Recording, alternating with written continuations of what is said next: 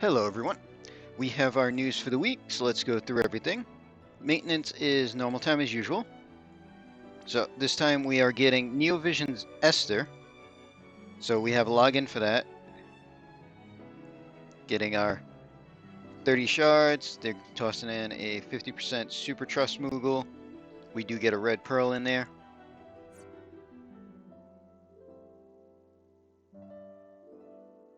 We also have another login starting, and we're going to get a headdress from that, which doesn't seem too bad for MB mana-based units. 300 mana, 20 defense spirit, 20% mana, restore 3% mana every turn, and reduce mana cost by 15%.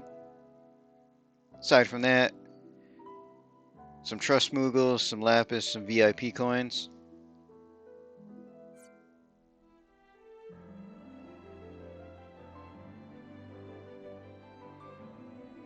So they are doing the usual cash summon banners for Esther. You can run through the one time each for cash. Exchange shop, so she is premium, no shards in the shop. So we get the choice of some Trust and Super Trust. The usual stuff there, but no shards.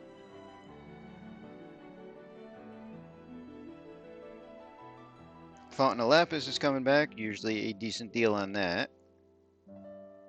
And they are doing some player appreciation ticket summons. So this is based on total login days. So the more you've played, the more tickets you'll get. Each ticket is going to be a 10 summon and 4-star lowest rarity, 3% rate for Neovision units.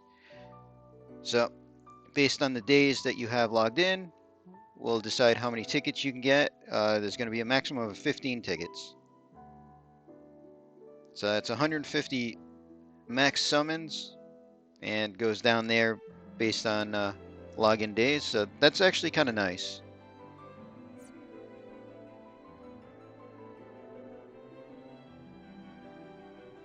They are doing their bonus Lapis and everything. So this is just, I believe, the base Lapis buys. So the box, crate, trunk, and vault will give you 40% more Lapis and double EX points if you buy them.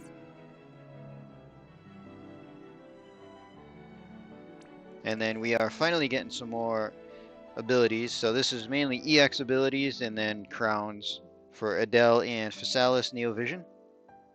So Adele EX1 gets her dual wield chain finally. And then EX2 LB at the start, EX3 500 attack.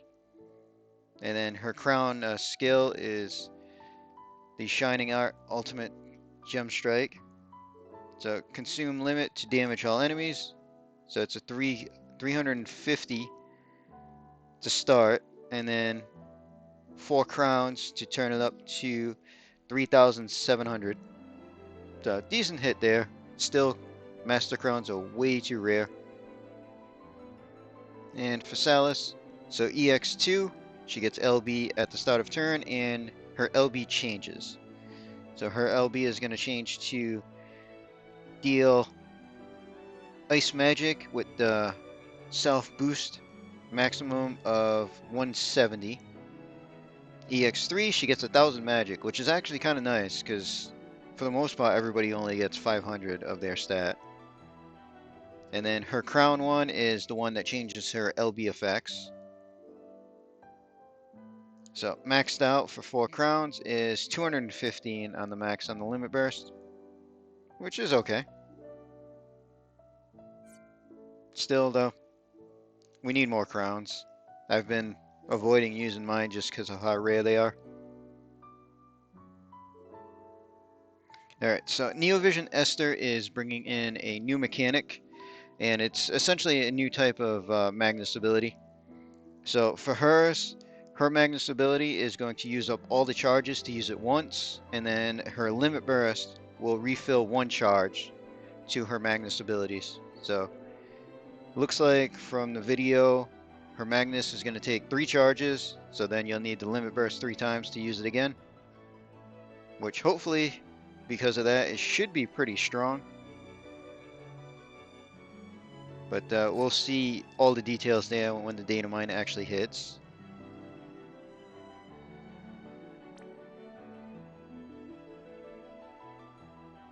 Alright, and it looks like some people were putting in requests to refund shards that they bought with the Clash of Wills coin. So I guess I'm assuming what they did was they bought the units with the Clash of Wills coin, and then maybe summoned one and got a refund on the Clash of Will coin, and they're pretty much saying they're not going to do that anymore. And new vision card, so premium unit, which means level 1 card that we can only get at EX3. But it's a pretty strong card, 125 attack, 110 defense, 100% attack and defense when using a large sword, 50% killer for demon, reaper, stone, and machine monsters, and then Brave Exvia's only units get 75% limit. So overall, a pretty strong physical card there. And just the one card. We get the intro quest for Esther, and she does have a CG, which in the video looked kind of nice. So other than that, usual stuff there. And then we're getting a side story event and a Clash of Wills. So the side story event, a tough egg to crack. So we're getting a couple of items from this, which is kind of nice. So the Dreamer's Crown maxed out, so we don't get it at this level. We have to actually level it up. But 60 attack and defense is pretty strong, and it also has 25% Demon and Reaper Killer. So that hat is really worth it. And then another thing, a Materia that gives 30% attack and then enables a lightning-based Extreme Nova chain move. So this is kind of nice. So Extreme Nova is usually the 30x limit burst chain frames. It's what the original Esther has on her limit burst. It's what the new Esther is going to have on her limit burst, according to the video. So this lets us make anybody a chaining partner for her, which is quite nice. The only downside would be that seems to be locked to lightning damage. Don't know if Esther's limits are going to be locked to lightning, but having the ability to make anybody a chaining partner for her limit burst is nice. So then we have our Clash of Wills information. So they're using the egg, updated the sprite a little bit.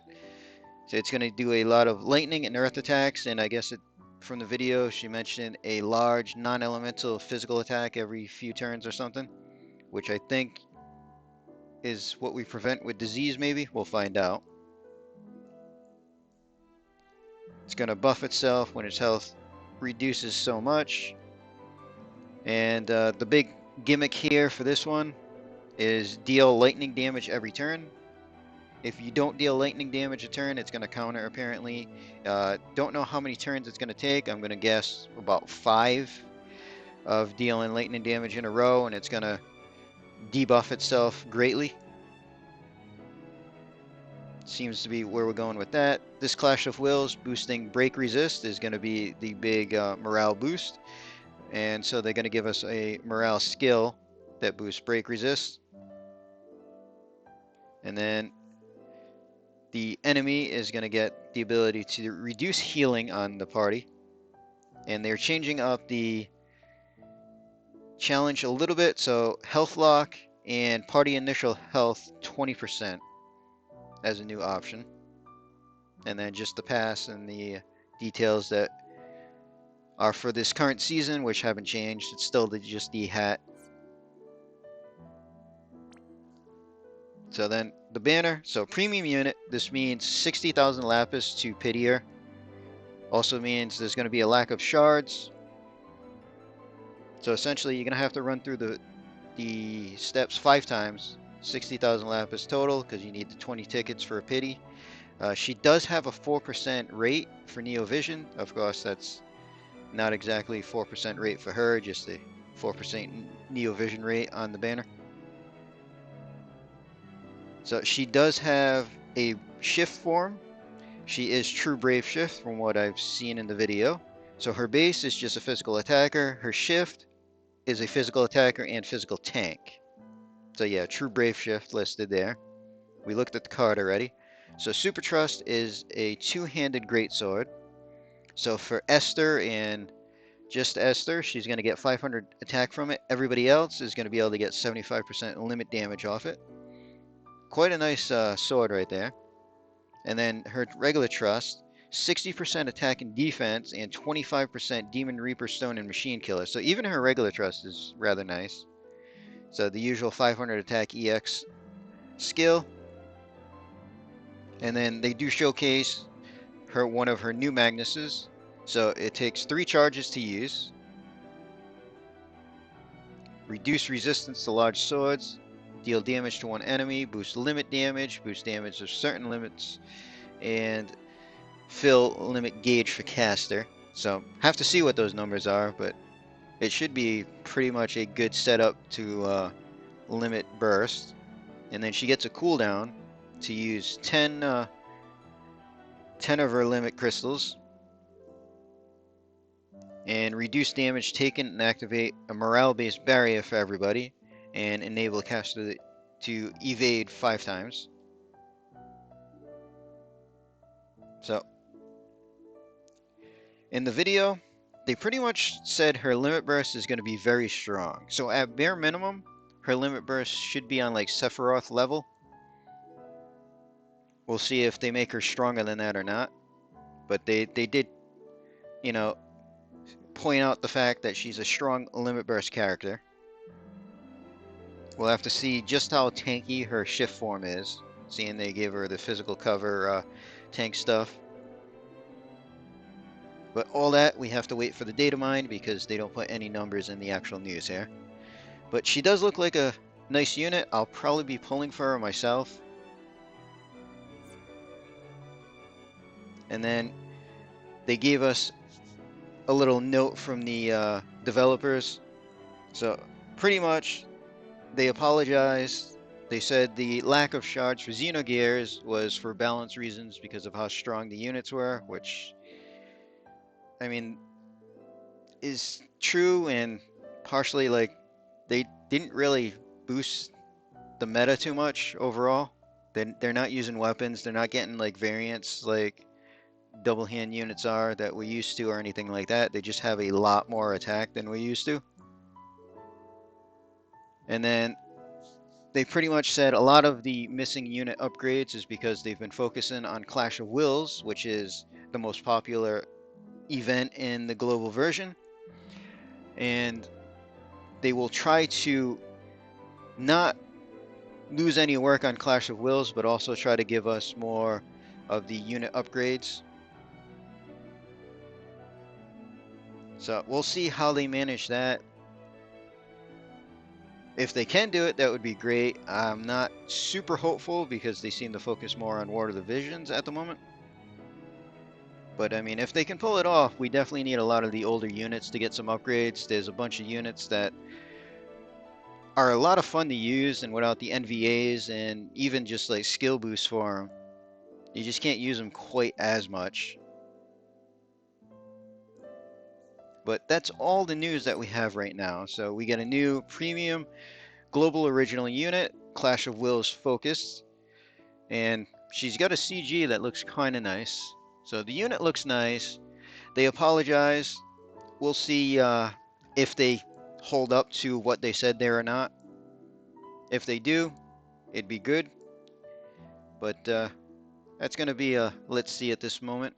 They did say, what is it? Medina's NVA is coming in April. So that's nice at least. I got enough to EX3 her right away. I've been waiting for that for a little bit. But seeing that's all the news, we're going to end this video here. Hope everybody enjoyed.